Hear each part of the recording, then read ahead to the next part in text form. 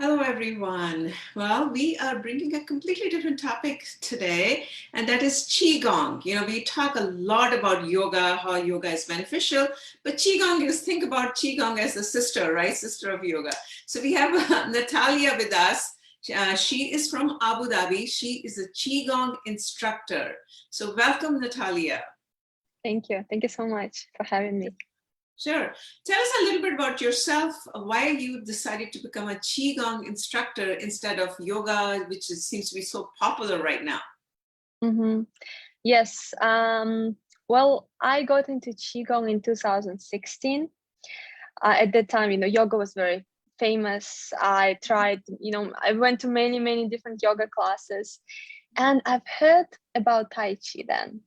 Yes. But it wasn't as popular, so you couldn't easily get a class, anywhere you like. And so I didn't have like any opportunity to explore it. But once I was on holiday in Thailand, there was the Qigong training going on, and it sounded really interesting. So I went and I had a few classes, and straight away I just fell in love with this beautiful practice. It felt really powerful. The moves were very deep, very dynamic, very energetic. So I came back, I completed my first teacher training, then I've completed 2 more trainings from White Tiger Qigong. And yeah, this is how my journey basically began. I don't know, I always had a draw to it, and it gave me everything I'm looking for in a practice, because it does work on the physical level. Yeah, we work with body strength, flexibility, mobility, everything, because the movements are very dynamic. Yeah, it's not similar to Tai Chi that we see in movies when just the slow. yeah. these are very deep movements, and because we're working physically with the muscles, we're working with the fascia especially, which is a very famous concept now, the fascial fitness. But Qigong also goes into the energy. So we build the energy, we store the energy. We're working with our channels, which are called meridians, through which we believe the energy flows, stimulating that free flow, releasing the blockages that we might have, and also working with the organs. And in Chinese medicine, it is believed that our organs are associated with negative emotions. So any negative emotions that we experience are stored as toxins in our organs. So through Qigong, we're also working on emotional transformations. And the last thing is, of course, work with the mind. It can give you clarity, work with the spirit, strengthen your spirit. So it works on body, mind, and spirit. And this is why I love it so much. So I don't see any missing element in this practice. And that's the reason why I've come a long way to become an instructor myself and still keep going, because there's always room to grow with Qigong. It's a lifetime practice. I think it's beautiful. So let's just talk the difference between, since you said you were doing yoga a lot before. Mm-hmm. So what is the difference between Qigong and yoga? Because as a user, I don't understand one versus the other. Mm-hmm, mm-hmm. Different in terms of a few things, yeah. First of all, in Qigong, there is a deeper work with the energy, from my opinion, just because we always focus on this internal energy circulation and into storing this energy. Yeah, really using, building, and storing it.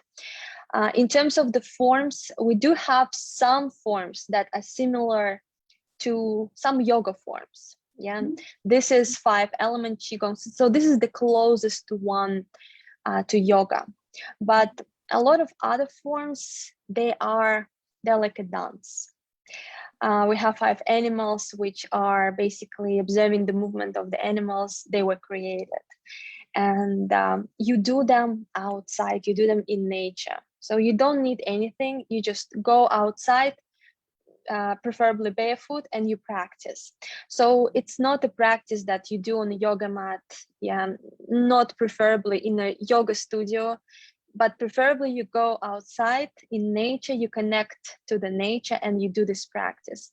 So it could become a very powerful spiritual practice for yourself, not only working with the energy, but also being in nature and connecting with the earth and connecting with the heaven. Yeah. Wow. I think that's very profound. I must say that. So I know Qigong has a lot of research as well that helps with a lot of a lot of users who have probably health concerns. Do you want to talk a little bit from the chronic disease or a medical condition point of view how Qigong has been beneficial? Yeah, definitely, because it's a fairly new practice, so it didn't have as much research as yoga probably.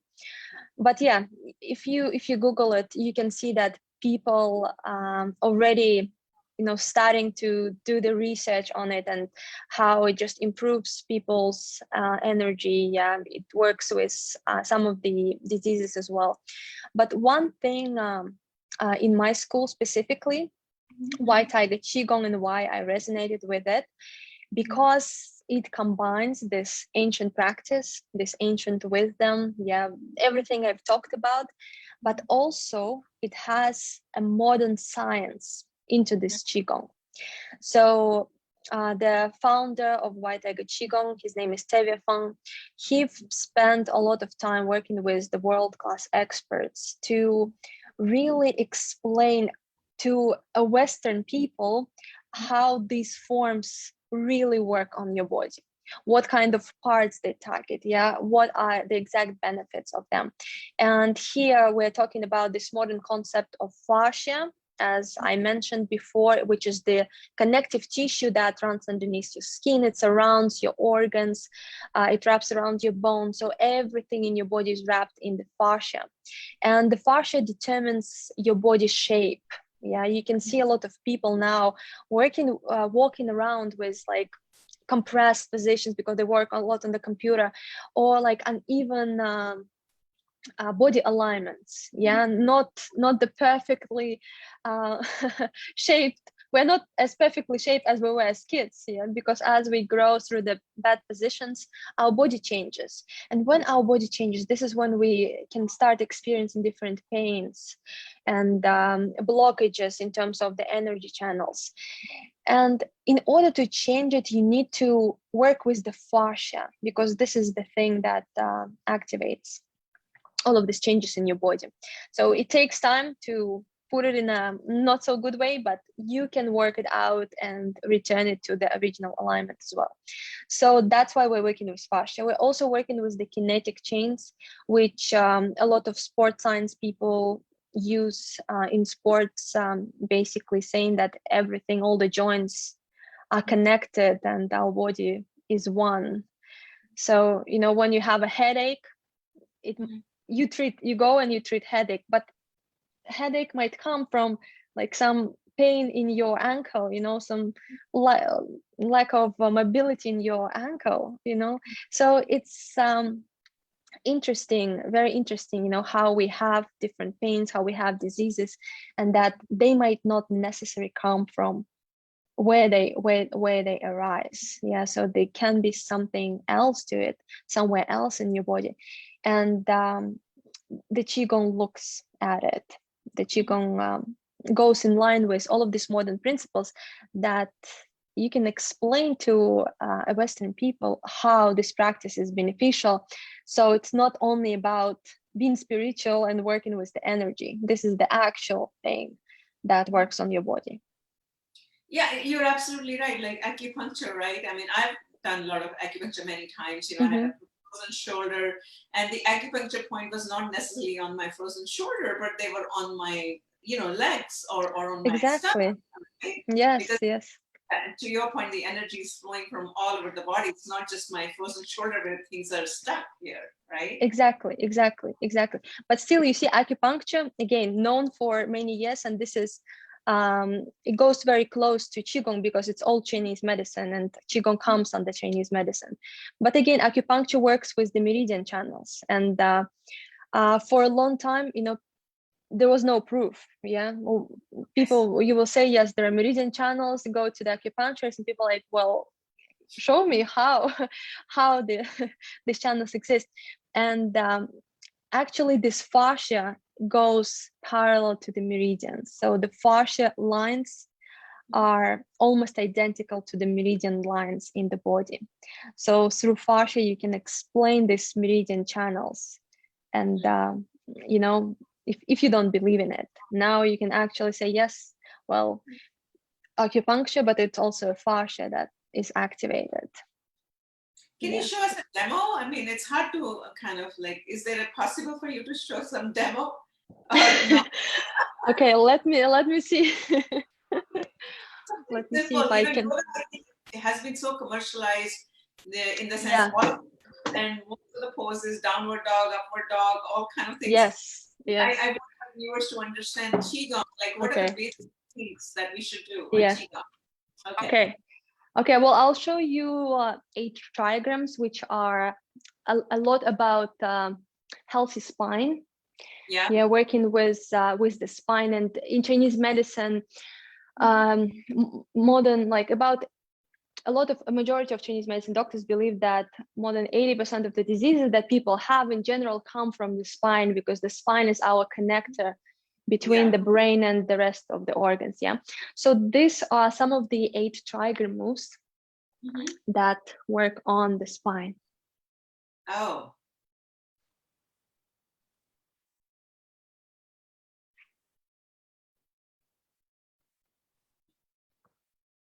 Okay.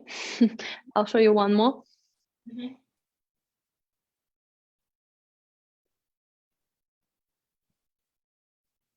So these ones are very flowy, but we also have like from 5 elements, which is closer to yoga.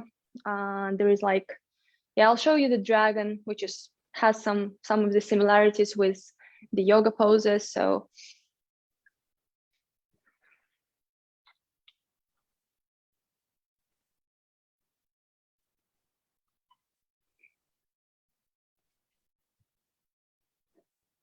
okay, that's it. So this, we don't really hold that much in Qigong as we hold in yoga.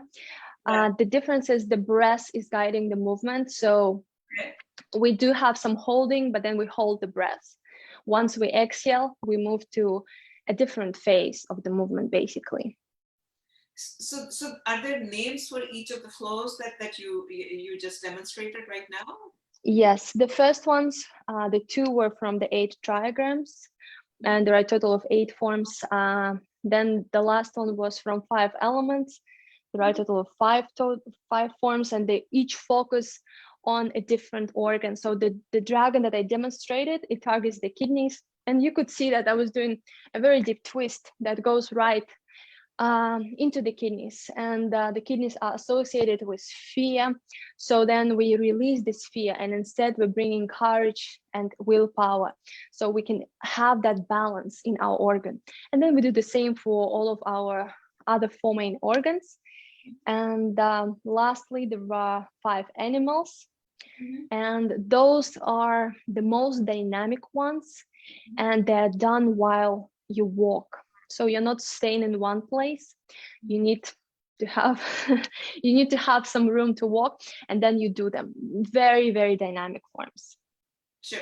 I've noticed that beautiful flow, right? It's more like Yes. a dance movement that Yes. you were doing the way you were flowing. It's absolutely gorgeous.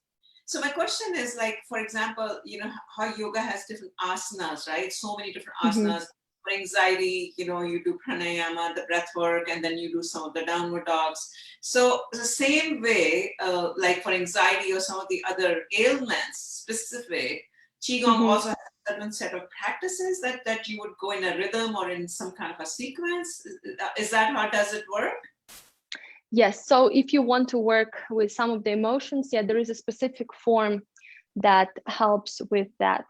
And you can just do that form. You can just focus on that if that's what you want to work on, or you can do the full sequence. Then you are just basically working on everything and bringing the entire balance to your whole system. I would I normally I would do just all of them for the balancing. But yes, as I said, you can choose one and work on one, and this is totally fine. Well, thank you so much for giving us a brief intro on Qigong. I think we need it, right? Anything else you'd like to add before we wrap up today? I would just say, if you've never tried it, definitely try it. Definitely explore this practice. It's getting more popular, and it does have a lot of depth in it. And there are different paces for different people.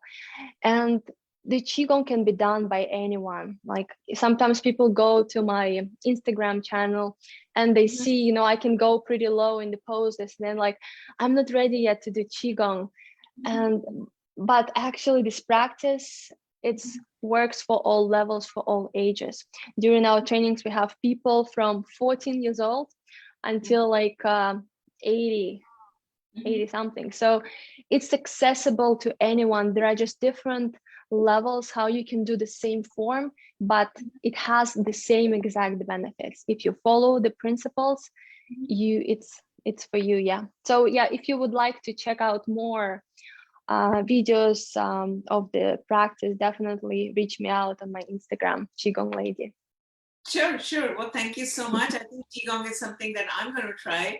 I'll be honest with you, I haven't tried, because the yoga has infiltrated from a commercial point of view, marketing point of view, all of our minds, and you don't think of anything else. But Qigong, I've read a lot of research, is there very helpful, like you said, on energy and brings the whole totality, right? Yeah, exactly. Well, thanks a lot. Anyone has any Thank questions? You so much. Yeah, we had to do a Zoom session because she's in Abu Dhabi, and some of the Instagrams and some of the links don't work. But if anyone has any questions, feel free to reach out to us. With that, thank you so much and have a great day, everyone.